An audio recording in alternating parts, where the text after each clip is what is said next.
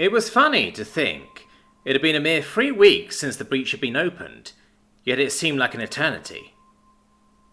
But he was trying to resist the urge to shiver, to show weakness, as he and the surviving members of a half-dozen different tribes were lined up by the champions. Ratkin, Dogkin, Snakekin, Tigerkin, it mattered not. They were all prey in this place, these muddy dugouts. All victims of the ever-booming catapults overhead. He hated them. He hated the men around him. He hated this place. He hated the champions. He hated himself. A week earlier, when he had been safe and warm back at the camps, he had watched a dogkin from another clan dive for the dirt in response to a char striking 2 sticks together. But he had not been alone in laughing and jeering at the coward. He understood now, though. He understood all too well, and he hated it. Fear had infected him like a disease, and had spread amongst the inhabitants of the trenches like a plague. He gripped his spear in calloused hands, trying to cease the shaking as the constant booming continued. They were fine. The catapults were shooting at something far away for now, likely the reinforcements from the camps, who even now streamed into the trench in 2s and 3s. These newcomers were shaken by the experience they had just endured, but Batty could see they still had vigour to them yet. It was in the way they didn't yet flinch at the sound of the explosives in the distance, in the way they sneered at those not of their kin. That would change in time, as it had for Batty, if they survived the next hour. They were close to the breach here, almost within the shadow of the wall itself. It was the only safe place beyond the camps, a series of trenches and dugouts that stretched for hundreds of meters in every direction. Barty would know. He had helped expand it. The thought actually made him chuckle. Him, a brave tigerkin, scrambling in the dirt for safety like a rattle-rabbit. It didn't matter, so long as he was safe, from the cavalry, from the catapults, from the fire lances. Minutes passed by, and in that time the booming of the catapults grew closer and closer, until it was almost overhead. "That seems to be the last of them," one of the champions in the trench with them said, as she turned to her compatriot, both Ratkins, once pristine fur, matted and tangled by the time they had spent here. "Do you think it will be enough?" Her companion shrugged. "It is or it isn't. Either way we have our instructions." "There is the alternative." It said much about the mood of the horde that the Ratkin felt comfortable enough to say those words in full earshot of both her companions and the mortal tribesmen nearby. There were no enforcers here. "You would cross the herald, flee when fresh prey sits but a stone's throw from us." It was interesting to note that her companion did not sound accusatory, merely curious. This time it was the first champion's opportunity to shrug. "She is wounded, her second gone. Only her enforcers remain, and of the great feast we were promised, I have seen little." "Because you lack the strength to take it," another champion hissed, a newcomer to the trench, given the relative cleanliness of the dogkin's fur. "The herald has opened the path. We need only walk it." Both Ratkin stared at the newcomer, before sniggering. "But of course," the second said, as she gestured over the rim of the trench, "you are welcome to take the first step, sister." The dogkin's ears twitched. "Neither of you are sisters of mine, rats."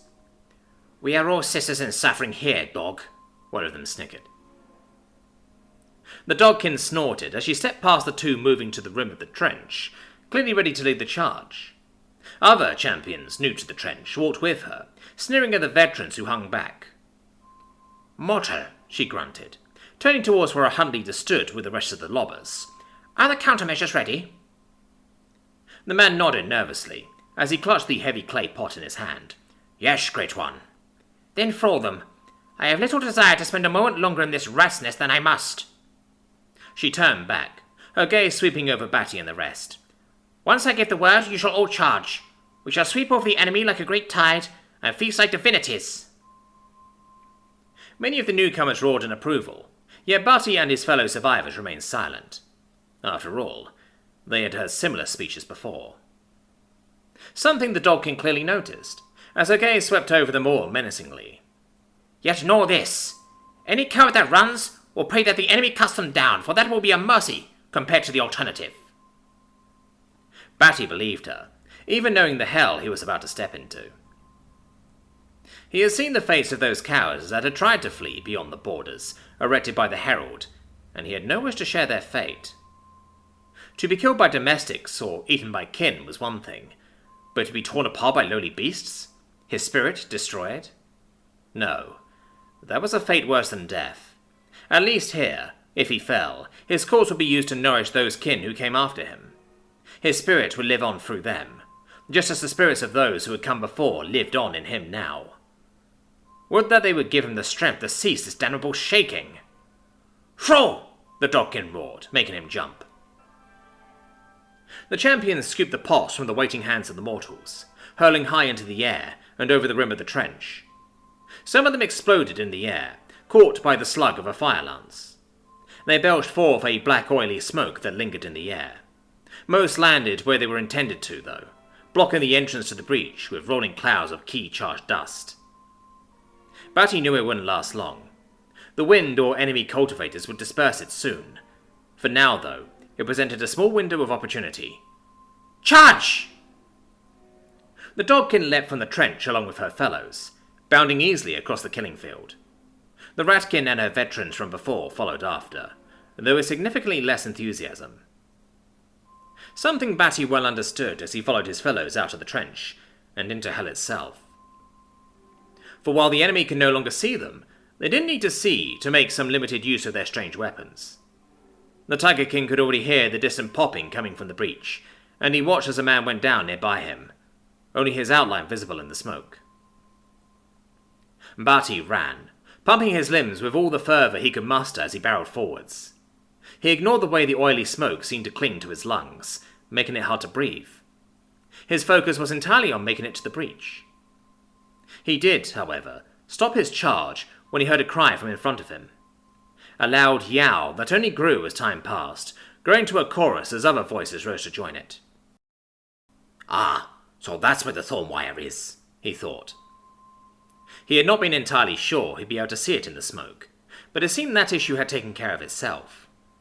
He need only listen for the cries of those who hadn't stopped, before blundering into the rolling rows of serrated metal, to know where they lay. "Bring up the planks!" someone shouted through the gloom, and Batty honed in on the shouter to find them. He arrived just as the planks were being deployed. Large wooden bridges were being thrown across the devilish wire, allowing some small means of egress across the killing fields. The planks were long, ungainly things that required 3 men to carry, but it was better than the alternative. In earlier assaults on the breach, it hadn't taken long for most warriors to realize that in the absence of other options, a kin's body could serve as a bridge. Living or dead.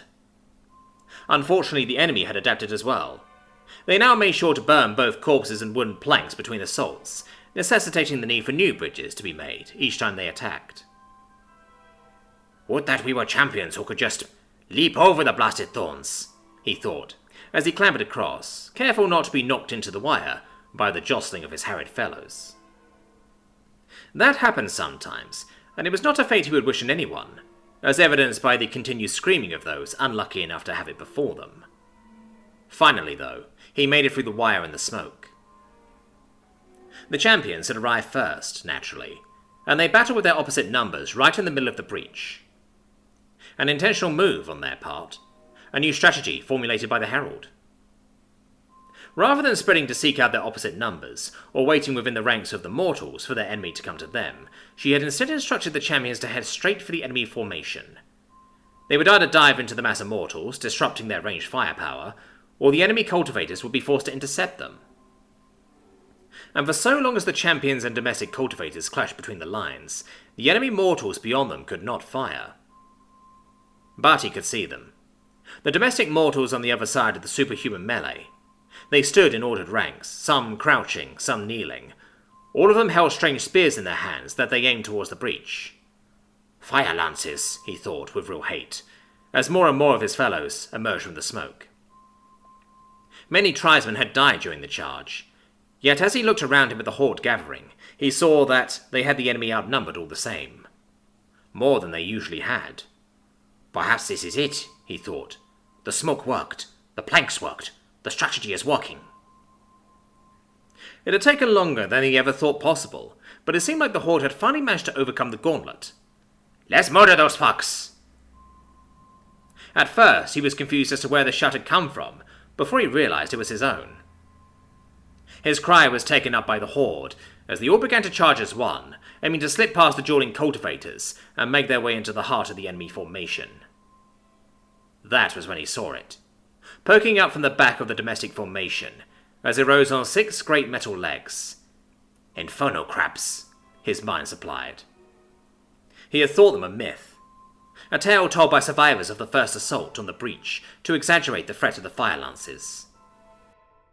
Only it seemed they were real, and Butty knew he was not the only one who hesitated in his charge, as the beast's great snouts aimed down at the charging horde, sending a ripple through the lines. They wouldn't, he thought. The flames would hit their own people. Indeed, the dueling cultivators had made no attempt to flee. They continued to fight, and thus the champions had no choice but to fight back.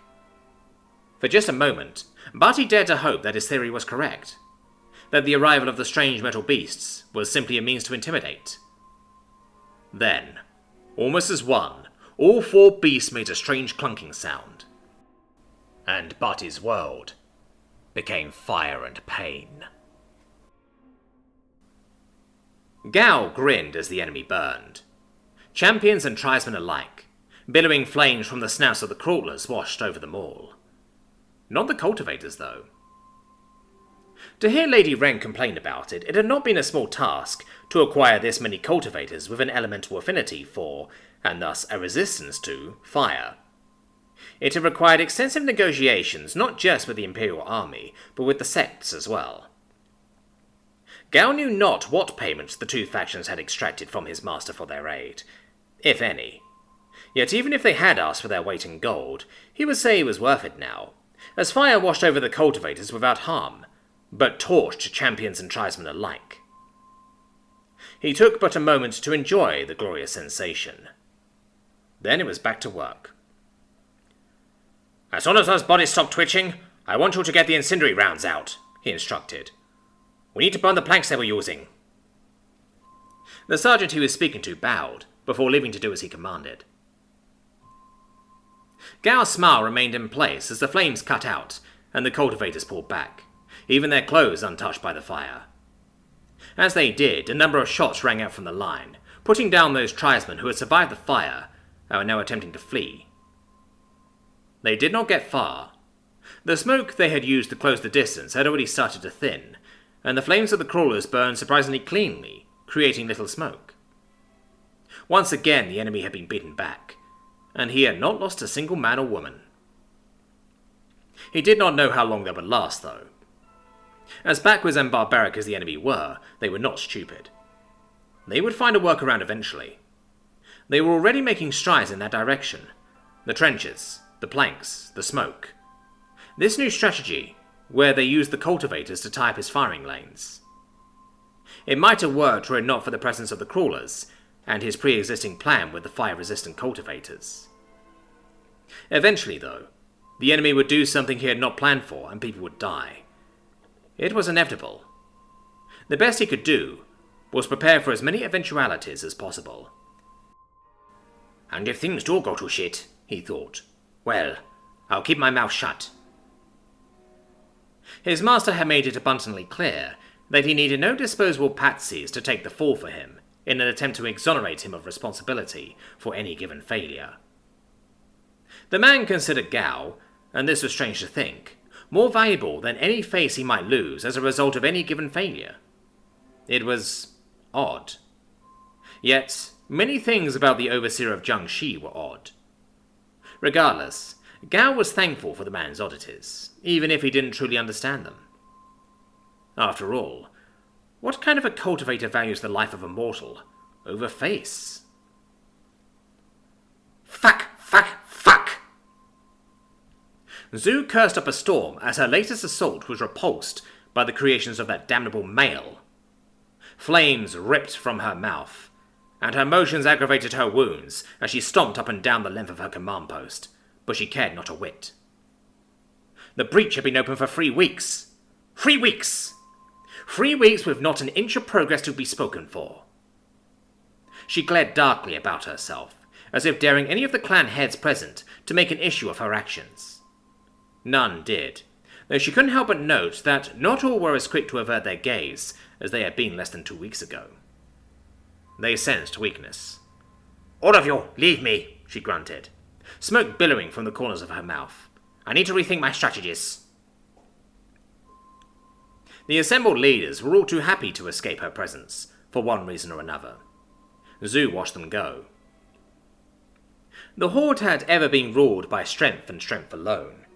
The untidy patchwork of alliances between the clans was held together by fear, not love. Now Jigura was dead and she was wounded. Not crippled, but her fighting strength had suddenly taken a hit with the crippling of one of her wings and the damage to her ankle. Perhaps her authority might have survived the loss of one or the other, but not both. Already scuffles were being reported throughout the camp, as old feuds and instincts reignited without her or her second there to quell them. The Horde was beginning to unravel, and her continued failures to take the wall were only accelerating the process. It was only by feeding the most troublesome of the clans into the grinder that she yet retained power. In that regard, it was rather fortunate for her that the tribes most likely to rebel against her in her weakened state were also the most short-sighted and vainglorious. For even if they killed her, Zhu's mother would ensure that her death did not go unavenged, which is also likely another reason why most of the tribes remain subservient. For now. Another few weeks of casualties were nothing to gain for it, though. Well, even if her underlings failed to kill her, her mother or father just might. Oh? Zhu stiffened, a shiver running up her spine. Slowly, carefully, she turned to regard the monkeykin that had spoken. The woman herself was of little interest, a member of her guard detail and a champion of little consequence. Were it not for the foul pungent ki that rolled of her form, ki that had not been there but a moment ago, I would have thought you'll be done with that city by now. Those closest to the woman took a step back, awe and fear on their faces as their comrade spoke in a strange double-toned voice, her eyes glowing in the evening gloom. Mother, Zul breathed.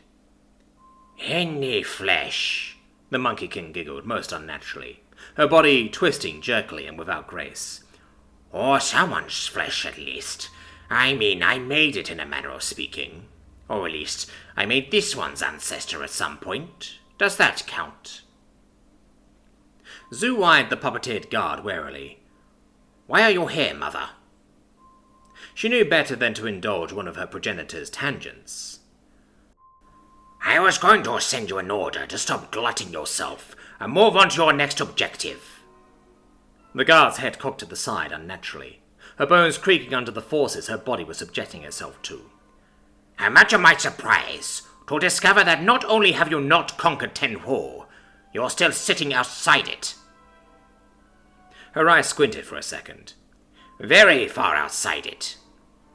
She gazed up at her daughter. Yet, I can sense that you have already cast the ritual I taught you. Oh, and you are injured. The explain didn't need to be spoken.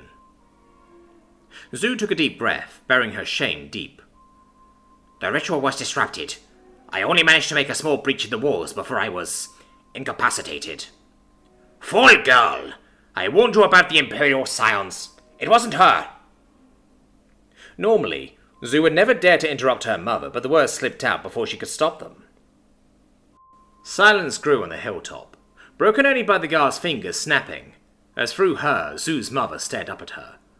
Not her. Then how did you manage to fuck up your father's work? She asked finally, blood dribbling from the guard's right eye, as some of the divinity's whimsical tone faded away to reveal real anger. Sweat beaded Zhu's forehead. There is a craftsman within the city. He has created weapons that allow him to strike at me from miles away. That is why these camps are so far from the walls. A craftsman? Zhu could hear some genuine interest in the woman's tone, which wasn't too surprising. The monkey was, after all, a tool user. Even her creation of the instinctive cultivation technique had not robbed her of that. In many ways, it had only reinforced it. Seizing the initiative, Zhu continued on. It is him, not the dragon's weak blood, that keeps me from fulfilling your mandates, mother. Even now, he sits in the breach, like a spider in his web. Zhu sighed. And no matter what I try, I fear that I cannot quickly unseat him. She dared not say that she feared she might never do it, not before the horse splintered around her. Neither her mother nor father had any use for failures, and Zhu had no desire to be broken down for reagents, like so many of her imperfect siblings. Truly, her interest growing. This male, is that powerful? Zhu nodded hastily. Oh, how I would love to have you bring him to me, so that I could pick his brain. Zhu shuddered. The guard waved an arm carelessly, the forearm snapping loudly as she did. Unfortunately, we don't have the time for me to indulge my hobbies. The dragon is proving stronger than I anticipated. She's adapting to your techniques? Zhu was well aware that many of the advantages the instinctive currently held over the domesticated were born of her mother's efforts to throw the local wildlife into disarray, with the aid of her father. Her mother laughed, causing an eye to pop out of the guard's skull. Not at all, my dear. The old carp still flails about blindly. Unfortunately for us, even her blind swings are still powerful. To that end, I need you and your siblings to keep cutting the legs out from under her. The monkeykin's single eye glared up at Zhu. Something your failure is delaying. Zhu shrunk in on herself. To that end, your father will be swinging by to expedite things. Zhu's heart skipped a beat as her skin paled under her fear. Father is coming here. Oh, yes. Obviously, I've been trying to keep him at home and distracted with me, but you know how willful he can be. The monkeykin chuckled again. Naturally, he's been looking for any opportunity to stretch his wings, and your little wall problem has provided the perfect one. Zhu couldn't help but note the way her guards were all but shaking, something they hadn't done when one of their comrades started literally coming apart under her mother's power. No, it took the mention of her father to do that. Will he be staying for long? The ape-dragon hybrid asked. Finally, the guard's body seemed to give out under the strain as she collapsed to the floor, her other eye bursting in the process as more bones just shattered inside her. Nonetheless, her mother managed to get a few final words out, gazing up at Zhu through sightless holes in the woman's face. Of course not, my dear. Not with my fellow divinities moving. The ox and the tiger have already joined up with dragon, and if my senses don't deceive me, I think the cock is somewhere in your area. Zhu shuddered, not just from the sight in front of her, but mostly from the knowledge that one of those old monsters was anywhere near her. The rabbit's also starting to make noise from her little mountain top, and if any of them were to sense him deep in Empire territory, they would not hesitate to move to intercept. We can't afford that yet, so he will pop in, fix your mess, and move on.